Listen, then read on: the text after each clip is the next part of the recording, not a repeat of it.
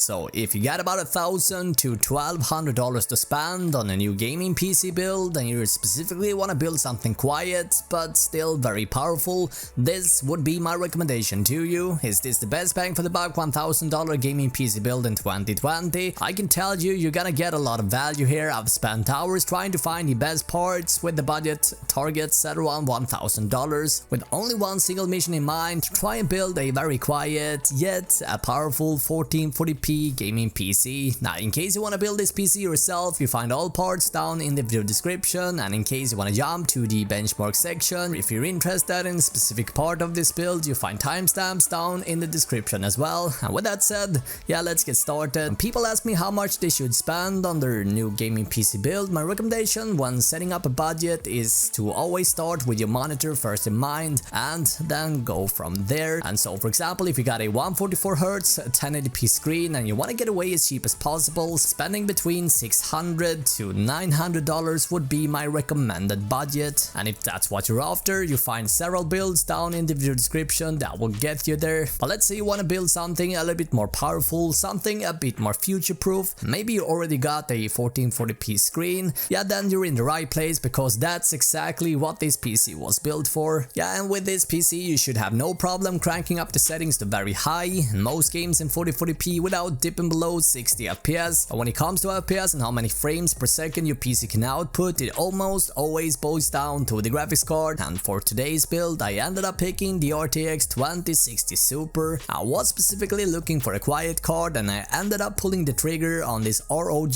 Strix variant from Asus, mainly because of its triple fan semi-passive cooling solution. Now, this card typically sits above the $400 mark. However, right now there is a severe GPU shortage, and so right now it can be tricky to find this card for $400. That being said, I will link up the best and cheapest low noise RTX 2060 Super card with semi-passive cooling down in the video description. Anyway, unlike the base 2060 6GB variant, the Super card comes with more of everything. We're getting 8 gigs of VRAM and plenty of RT and Tensor cores to run ray tracing with pretty good results. Because of the RT and Tensor cores, the 2060 Super fully supports upcoming DX12 Ultimate, which means that your PC will be fully compatible with upcoming games for a long time, something I think is important, especially knowing that you're spending $1,000. You want your PC to be relevant for as long as possible. And this particular card comes with a semi-passive cooler, which means that the fans will stay silent when you're not gaming. Now we're gonna take a look at the gaming performance in just a second, but before we do that, let's have a look at the motherboard, cause we're gonna need one in order to plug in the graphics card. Now as for the main board, I'm pretty much gonna leave this up to you guys. Right now there is a motherboard shortage, and therefore I'm gonna link up the best available affordable motherboards down below. Anyway, two great picks I would highly recommend if you can find them in stock is either the Aorus X470 or the Tomahawk B550 from MSI. But again, the prices are totally screwed right now because of a severe shortage, so I'm gonna link up the best options that are available in stock. Next up we got the processor. Now based on TSMC 7nm process, the 8-core Ryzen 7 3700X is usually way more than enough for most gamers. Now the 8 cores and 16 threads have proven to be the ultimate CPU pick, regardless if you're into fast-paced esport games or AAA titles with photorealistic graphics. After been testing several CPUs in games lately, I actually come to realize that an 8-core CPU can in some instances be a bit overkill for some gamers that want to get away as cheap as possible. So while I actually adore my 8-core CPU, the 6-core Ryzen 3600 is actually $100 cheaper and maybe a better pick if you want to save a bit of money here, and so therefore I am also including a link to the 3600 as well. Keep in mind the 3700X is on average a few FPS faster in games. So we got 16GB of RAM from Ballistics, and I've been using these for many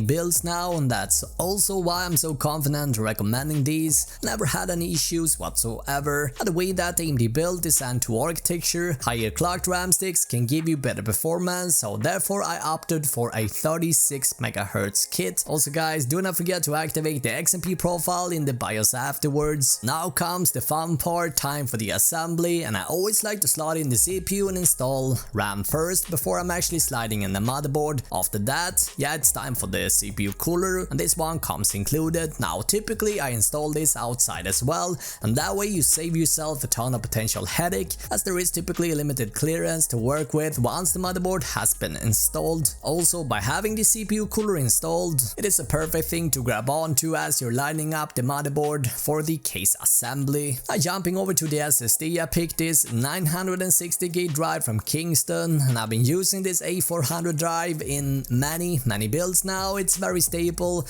and it's also very cheap and very fast. And for power supply, I went with a 650 unit from Corsair I've been using time and time again for several builds lately. I've been running gaming benchmarks back to back, and the 120 fan never seems to be getting that loud. Now, after been dabbling back and forth, I eventually ended up picking the Fractal Design Define S2. So with high density noise dampening at the front, in the top and on the side panel, makes Fractal Design the ultimate high-end low noise PC case. We find lots of filters to prevent dust gathering inside, and there's also 3 140 fans included, and by simply connecting them to this PWM hub on the back, you can then let the entire system run all fans and adjust the fan speeds according to the CPU and GPU temperature. Fractal sells a wide range of cases with focus on low noise, and this particular case is a bit longer, which allows for liquid coolers to fit in here. And in case you're not planning on installing a water tank in your case, you can simply pick up the Define C instead, which got a very similar frame but with a much smaller footprint. But regardless which one you end up picking, Define is definitely, without a doubt, the ultimate case if you want to build a very quiet, high-end gaming PC system. So I decided to run tests in both 1080 and 1440, with 1440 typically target you want to aim for. And as we can see, for several of the games being tested, the 2060 Super is for the most part able to reach that magic 60 FPS mark. Now keep in mind, these red bars you see represent the lowest recorded FPS number.